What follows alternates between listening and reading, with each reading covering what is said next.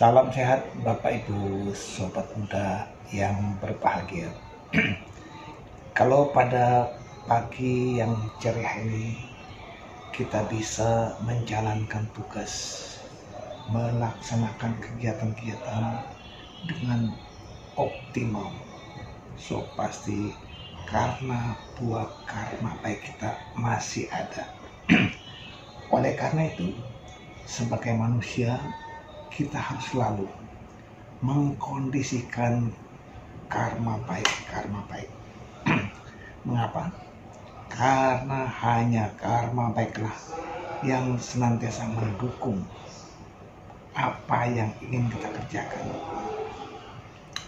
Bapak Ibu Sobat, kalau dalam perjalanan hidup kita menemui kesulitan, so pasti karena kita masih hidup di alam manusia, di alam kama bumi, alam nafsu, sehingga kita yang masih mempunyai fisik kasar ini masih mengalami derita, baik fisik secara nyata maupun batin kita.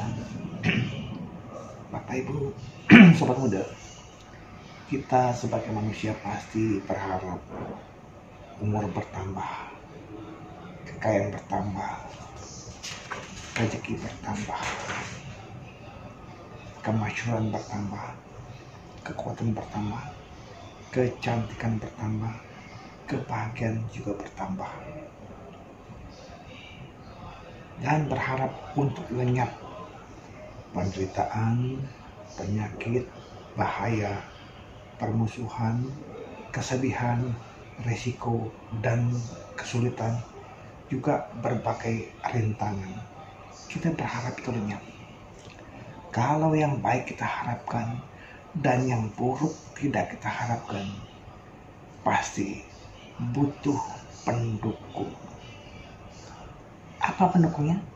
Ya, kita dukung dengan perbuatan baik.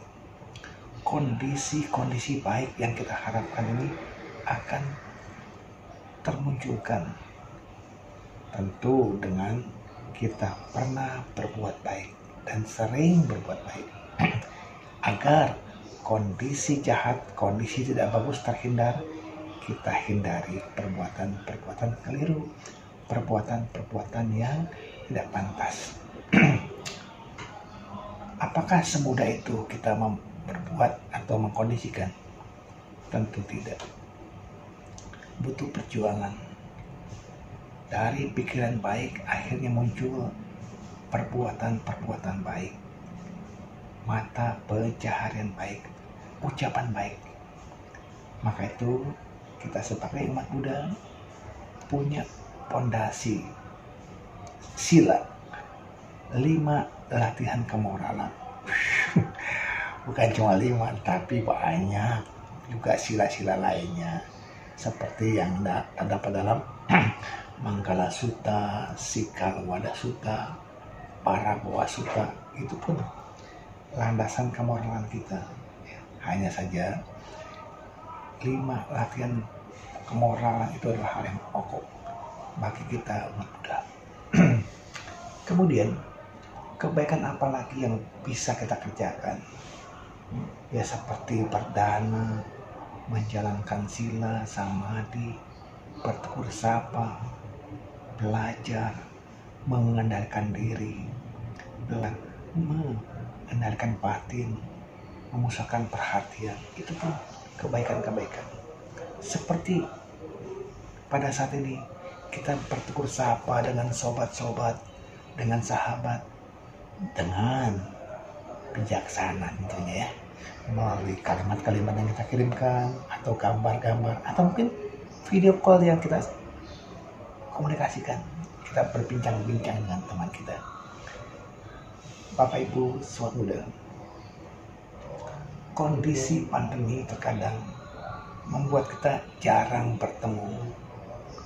Apakah lantas tidak bisa berbuat baik? Pasti bisa. Sebagai contoh, wihara-wihara yang mengadakan kebaktian pun mereka masih menggunakan Zoom meeting. Tentu kembali kepada orang-orang di sekitarnya yang menguasai teknologi. Kita berharap para pemuda pun ikut mendukung orang tua di tempat kebaktian sehingga mereka bisa melaksanakan kebaktian walaupun hanya secara online ya. Kemudian ada hal yang kita harapkan dari kondisi pandemi ini, tentunya kesehatan terbaik. Oleh karena itu, sebagai umat Buddha, kita pun melatih. Pertama, pikiran tenangkan. Agar apa? Imun kita meningkat. Dari kondisi yang satu kadang-kadang menimbulkan beban pikiran. Jangan. Kita coba kembangkan hal-hal yang baik. Oh, ini berita buruk. Boleh baca, tetapi jangan sampai masuk ke dalam hati kita.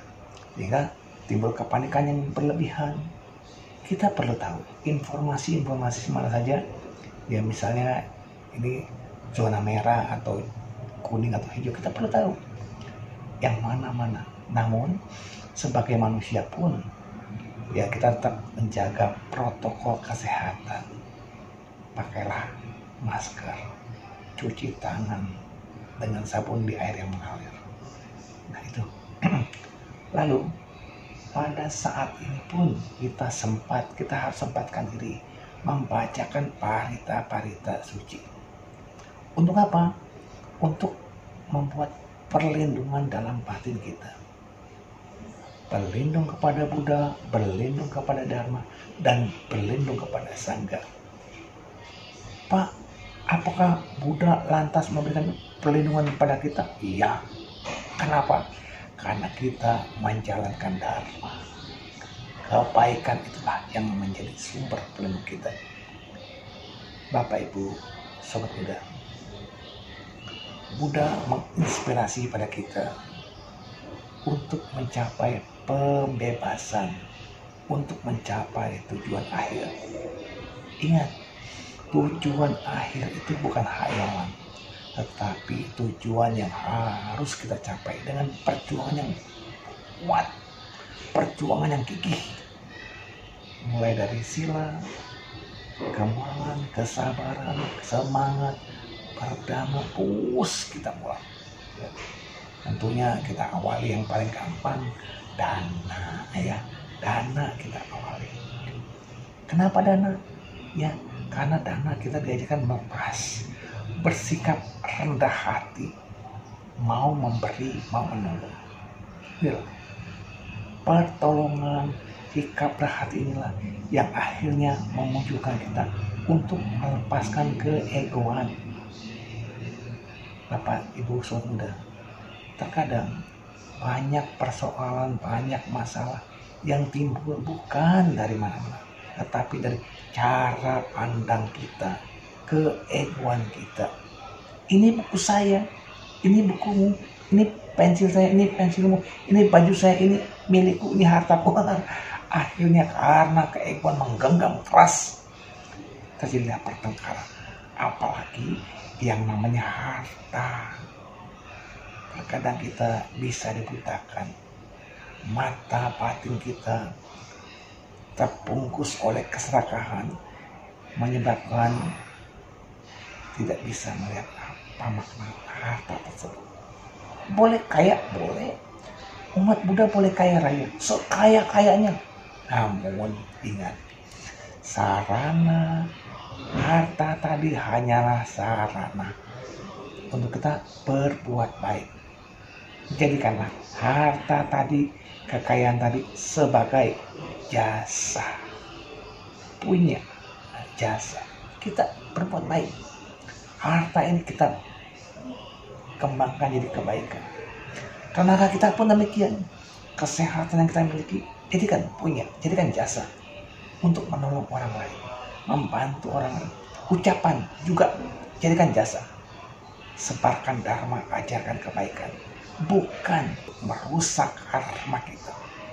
Loh, apakah ucapan bisa merusak karma? Bisa. Misalnya apa? dengan memfitnah, bicara kasar, omong kosong. Itu kita menyia-nyiakan waktu jadi manusia. Oleh karena itu, Bapak Ibu Saudara muda, manfaatkanlah indria kita untuk kebaikan. Indria mata bisa berbuat baik, bisa. Misalnya melihat hal-hal yang baik, bisa menunjukkan orang-orang kebaikan. Telinga bisa berbuat, bisa mendengarkan. Tetapi Bapak Ibu Saudara muda, yang jadi melihat, yang jadi mendengar adalah kembali pada pikiran. Wah Pak, saya nggak mau melihat yang porno-porno, saya nggak mau lihat yang jelek-jelek, maka itu saya butakan mata saya. Salah, bukan dengan membutakan mata. Mata buta tetapi pikiran penuh kekotoran, penuh kejahatan, sama juga. Pak, supaya saya tidak berkata yang kotor, supaya saya tidak memfitnah, saya potong lidah saya Pak. Salah, bukan memotong lidah untuk tidak berkata kasar memfitnah, tetapi pikiran kita awalnya diliputi kebencian, keserakahan, dan kebodohan. Bukan indria yang salah, namun pikiran yang tidak terkendalilah yang membuat kita berbuat jahat. Maka itu Bapak Ibu Saudara muda yang berbahagia, sahabat terbaik adalah pikiran yang terkendali. Musuh yang terkejam, yang terjahat adalah pikiran yang tidak terkendali. Semoga dengan pikiran kita latih kendalikan, akhirnya kita mampu mengembangkan kebaikan-kebaikan. So pasti bisa berbahagia. Terima kasih.